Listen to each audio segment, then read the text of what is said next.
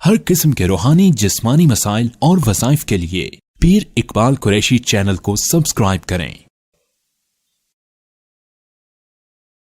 ایک ایسا مجرب عمل ہے، اگر یہ عمل انسان کر لے تو اللہ تعالیٰ اس کو عافیت کے ساتھ جہاں جائے گا وہاں رکھے گا بھی، اور عافیت کے ساتھ دوبارہ ملاقات بھی کرائے گا۔ یعنی یہ جدائی جو ہے ایسی نہیں ہوگی کہ انسان بالکل جو ہے جدا ہو جائے اور دوبارہ ملاقات ہی نہ ہو۔ اور یہ عمل جو ہے خاص طور پہ شیخ الاسلام مفتی محمد تقی عثمانی صاحب دامت برکاتہم العالیہ کا ہے، اور یہ بڑا ہی مقرب عمل ہے۔ ابھی آپ یہاں سے جدا ہوں گے اور آپ ماشاءاللہ اتنی بڑی تعداد میں 110 کے قریب اعتکاف بیٹھے یہاں، اور آپ نے یہاں ماشاءاللہ بہت چیزیں قرآن و سنت کی سیکھی، اور بڑے شیر و شکر محبت کے ساتھ آپ رہے۔ تو اب آپ میں جب جدائی ہوگی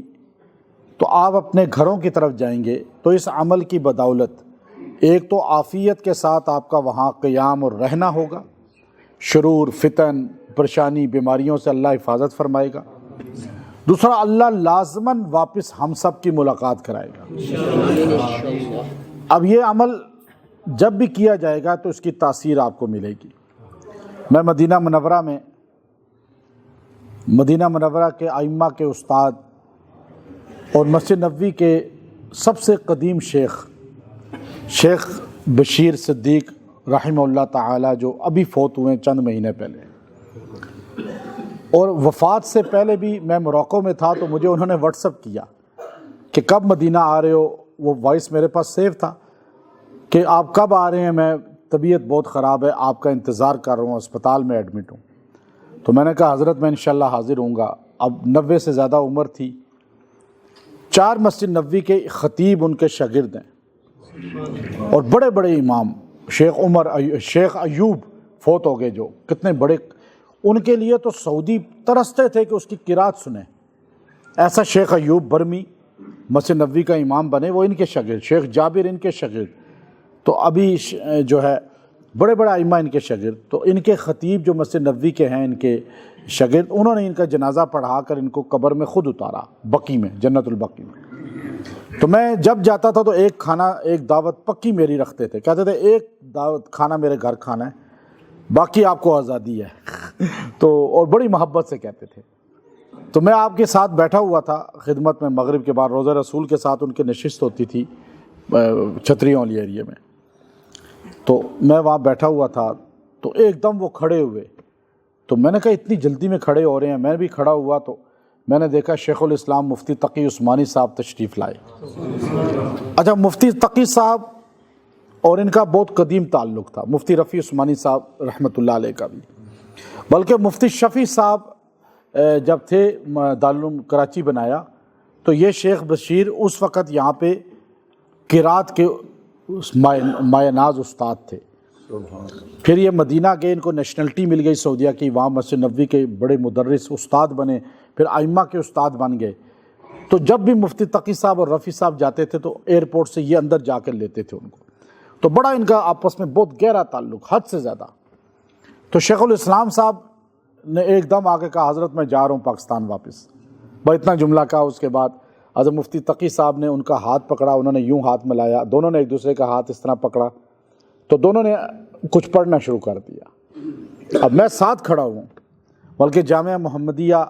کے شیخ الحدیث مولانا اسلام آباد جو جامعہ محمدیہ ہے اس کے شیخ الحدیث مولانا عبدالشکور دیامری صاحب دامت برکاتہم العالیہ بھی میرے ساتھ گئے تھے۔ میں نے کہا تھا حضرت آئیں آپ کی ملاقات کراتا ہوں، تو وہ بھی ساتھ کھڑے تھے، تو وہ بڑے حیران، وہ بھی اور میں بھی۔ تو انہوں نے یوں پڑھتے رہے، ایسے پھونکا شیخ الاسلام صاحب نے ان کے سینے پہ، انہوں نے پھونکا ان کے سینے پہ اور کہا اجازت ہے، بس دونوں جدا ہو گئے۔ جب بیٹھ گئے تو میں نے میرا حضرت سے بڑا محبت کا، اکابر ساروں سے تعلق میرا بڑا ہی محبت کا ہوتا ہے، عقیدت کا اور تھوڑا سا بے تکلفی کا۔ تو میں نے حضرت کو کہا کہ یہ شیخ الاسلام صاحب نے آپ کو کچھ پڑھ کے پھونکا، آپ نے کچھ پھونکا، تو یہ جدائی کا وقت ہے، وہ پاکستان جا رہے ہیں اور آپ مدینہ میں ہی رہیں گے، تو یہ کون سا وظیفہ تھا یا عمل تھا جو آپ دونوں نے پڑھا ہے؟ تو حضرت نے فرمایا کہ مفتی شفیع صاحب رحمۃ اللہ علیہ نے معارف القرآن لکھی ہے، ان کے والد ہیں، انہوں نے مجھے اور ان کو ایک ہی مجلس میں اجازت دی تھی اس عمل کی، اور اب جب بھی ہم یہ عمل کرتے ہیں جدا ہوتے ہوئے تو اللہ ہمیں جلدی ملاقات کرا دیتا ہے، اور وہ عمل اتنا پرتاثیر ہے کہ میں کبھی بھی اس کو